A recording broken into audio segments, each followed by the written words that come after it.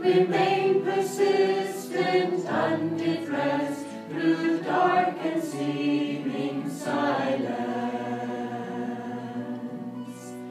If in the midst of life, disease, and death you play the dancer, yet keep calling name, you will receive his answer. Keep calling him, keep calling him, keep calling him.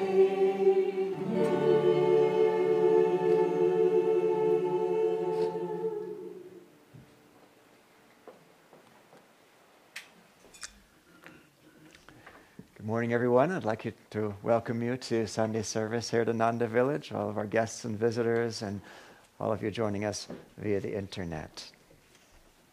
My name is Nayaswami Gyandev, and this is Nayaswami Diksha. It's our joy to be with you this morning. I'd like to read from Rays of the One Light, weekly commentaries on the Bible and Bhagavad Gita by Swami Kriyananda. This week's topic, how high should we aspire? Truth is one and eternal. Realize oneness with it in your deathless self within. The following commentary is based on the teachings of Paramahansa Yogananda. The passage this week is from the Gospel of St. Matthew, chapter 5. I say unto you that except your righteousness shall exceed the righteousness of the scribes and Pharisees, ye shall in no case enter into the kingdom of heaven. The easiest explanation for these words is that they were spoken in criticism of the scribes and Pharisees, particularly since Jesus was often verbally attacked by them and stood up to them fearlessly. However, it wouldn't have been much of a challenge to the disciples who aspired to spiritual perfection to tell them, don't be like those who lack any such aspiration. Jesus, in fact, says only a few verses later, be ye therefore perfect, even as your Father which is in heaven is perfect. What Jesus was referring to here then was the self-righteousness of the priests. Don't seek perfection, he was saying to his disciples, in the image you project outward to others. Don't be satisfied with a goodness born merely of ego definitions. The highest virtue is to transcend the very thought of personal virtue in the realization that God alone is the doer. Before this realization, even the thought, I am kind or I am truthful, is self-limiting. As it says in the Bhagavad Gita, the 7th chapter, yet hard the wise Mahatma is to find, that man who saith, all is Vasudeva. Thus, through Holy Scripture, God has spoken to mankind. Om, Om, Om.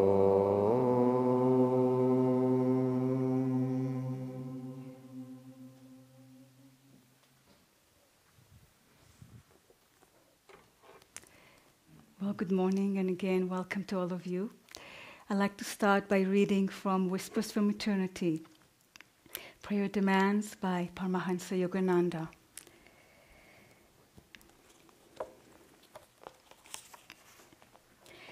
Endless thrills of delight, I attune my life with thine. Now my life has become a long, unbroken inspiration.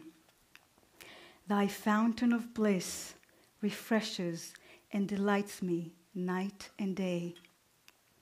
Whether I be wakeful, fast asleep, or dreaming fondly of thee, oh, what has become of me? Delight on overwhelming delight, endless, indescribable thrills of divine delight spray unceasingly over me. O age nectar, wine of centuries, I found thee at last, and will taste of thy sweetness forever, forever, forever.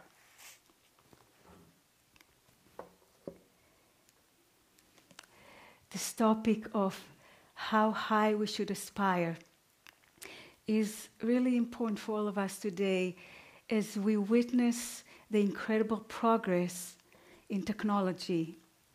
And it's very easy to get caught in the thought, I can do anything, I'm so powerful, and forget the true power, the power of God within us, forgetting to seek that power within our own selves.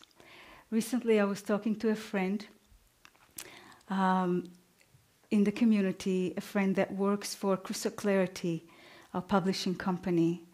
And she was sharing with me that in February, she was sent by Crystal Clarity to Los Angeles to attend what's called Conscious Life Expo, where different healing devices are offered.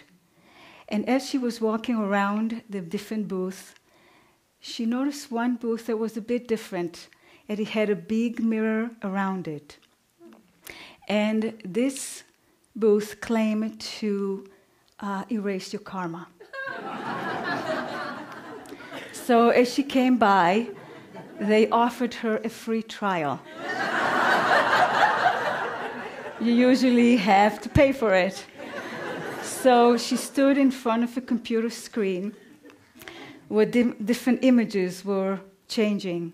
And the woman came and put the headphones on her head. And she heard this man's voice saying, "Now I will erase your karma from the past 5 days." And then the voice said, "Think about all the mental attitudes that you'd like to get rid of." And the words mental attitudes came on the screen. And he gave her a few seconds, and then the voice said, "Day 5, erased. Day 4, erased. Day 3, erased. 2, erased. 1, erased." And then he went to the second thing, saying, "Think about all the physical problems that you like to get rid of." And again, a few seconds later, day 5 erased, and so forth. And he went through about 10 categories, claiming to erase all the karma. And this took less than 5 minutes.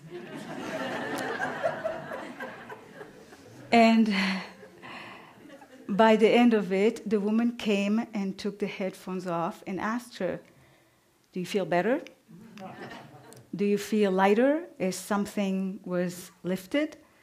And my friend said apologetically, "No."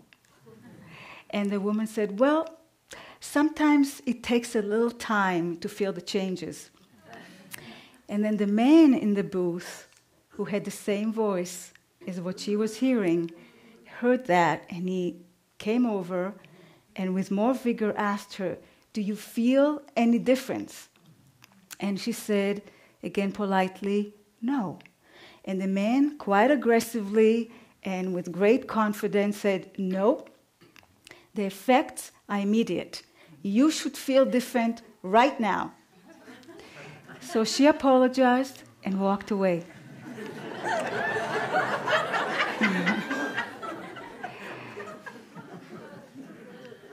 Here we are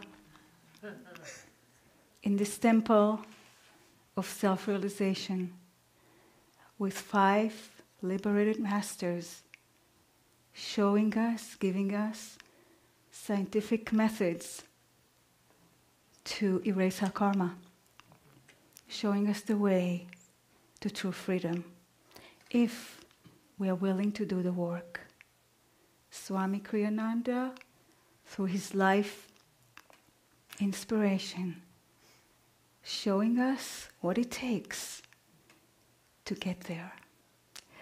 I read recently the story from the autobiography of a yogi about Swami Pranabananda, the saint with two bodies. And in this chapter, when Yogananda was 12 years old, he went to visit him for the first time. And Swami Pranabananda shared with him how he achieved oneness with God. As a young man, he was employed by Yogananda's father. He would work during the day in the railroad office. And at night, instead of sleep, he would meditate. And every night he meditated with a friend for 8 hours. And this went on for many, many years, working during the day, meditating at night. And he had many deep spiritual experiences, reaching a point that it was hard for him to go to work. He really wanted to be with God all the time. And he kept persevering, meditating. But even though he said, I made supernatural efforts, there was still a little veil between me and my beloved God. And he reached a point that he couldn't bear living any longer without meeting beloved God face to face. And so he went to his guru, Lahiri Mahashaya, and pleaded with him to remove that veil, to intercede for him. And first Lahiri Mahashaya said to him, you should meditate more deeply. And Swami Pranabananda said to him,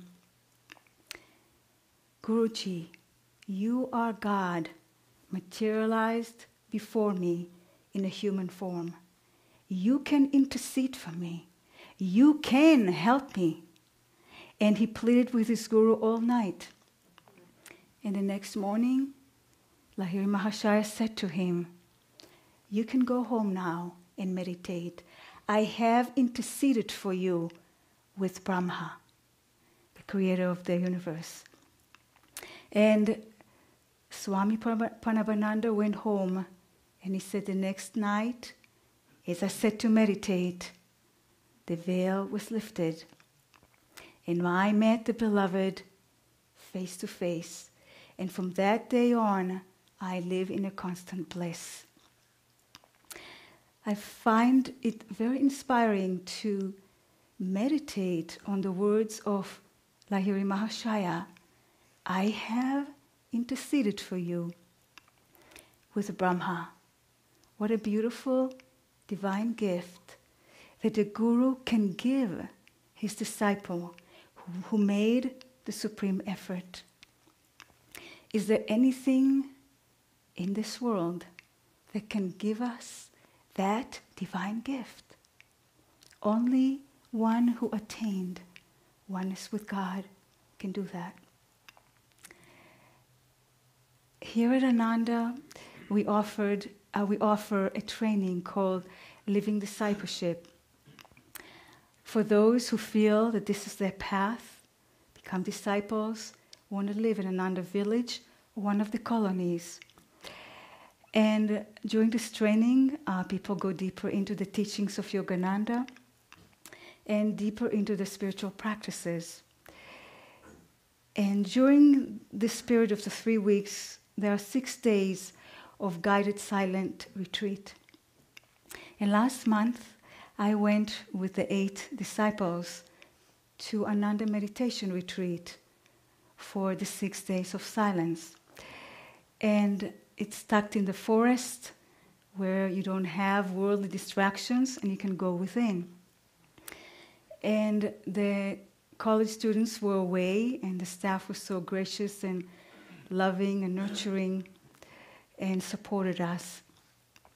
And every day we meditated 6.5 hours. Not only meditated, we chanted, we energized, we did some yoga, but mostly meditated.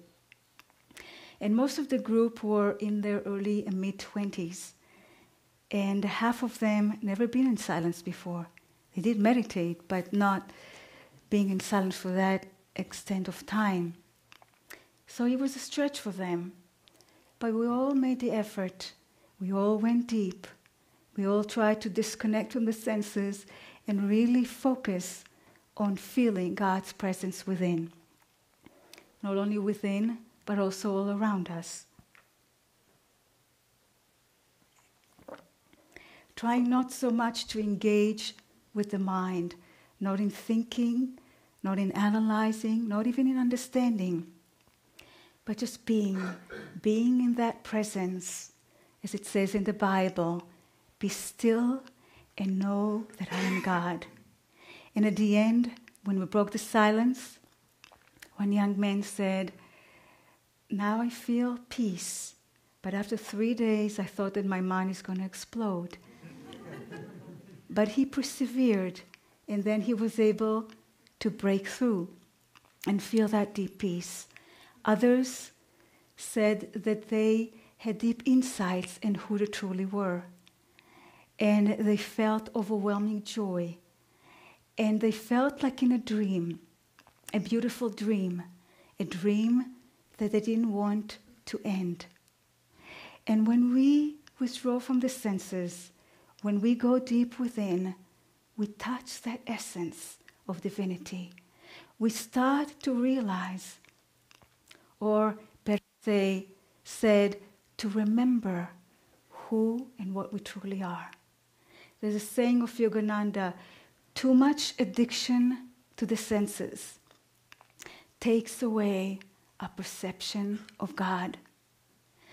And especially in this day and age, when we see around us the symptom, Swami Karanana called it, gadget addiction.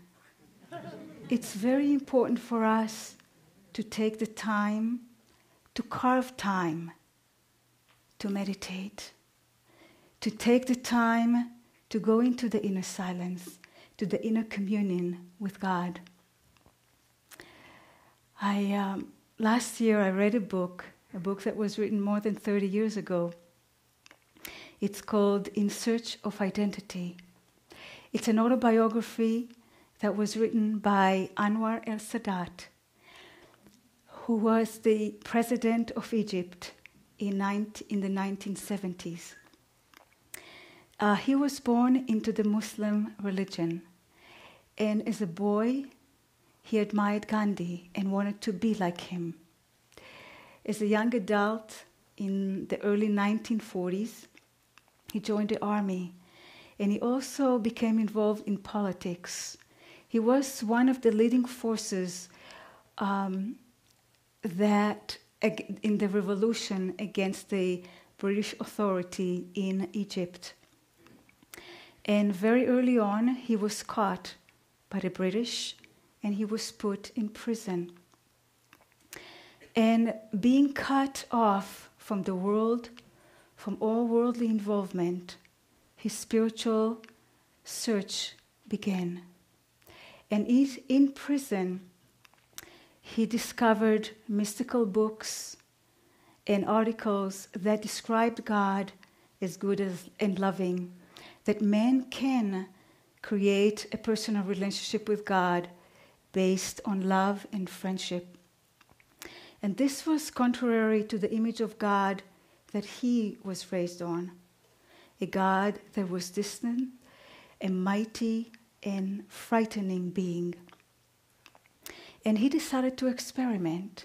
He decided to experiment and see if he can create a relationship with God. And through deep efforts, through inward suffering, he was able to create a relationship with God. And gradually, God became his friend. And in his prison cell, he started to withdraw from the world, releasing all his attachments. And God became his friend and his constant companion. And as the years went by, his consciousness expanded and he started having deep experiences of God as love and joy. And all the suffering and the loneliness in prison were replaced by the great love of God. And he described that he reached a place where his soul, like a bird in a cage, were freed and soared upward into infinity and merged with God. And being consumed by that great love of God, he realized, not intellectually, but through intuitive perception, that there is only one God, God of love, that all living beings, no matter what religion and race they follow, belong to that one God of love. And even though he was in solitary confinement, he said that the last 8 months in prison were the happiest time in his life. And that experience in the prison led him later, as all of us know, in 1971, when he was elected to the president of Egypt to propose a peace treaty with Israel. And he knew that he's taking a big risk, but he had the courage to follow what he experienced to be true. And after many years, in 1979, the peace treaty was signed. Paramahansa Yogananda said that we are here to know God. This is the only purpose of human life. We have all the tools that we need. We can start where we are. Swami said the other night, start by loving God more every day. We can have God as our constant companion, sharing with God everything, making God the doer of everything we do. I'd like to end by reading a short inscription that Yogananda wrote in 1930 to a devotee in his book, Whispers from Eternity.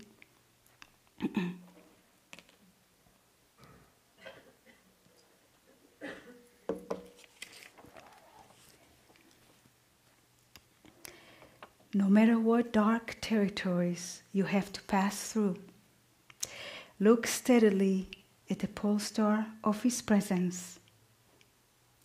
He knows you are trying to reach him. Only keep trying. Once you convince him, you will be there. The way is long. Let's hurry to his place. Joy to you.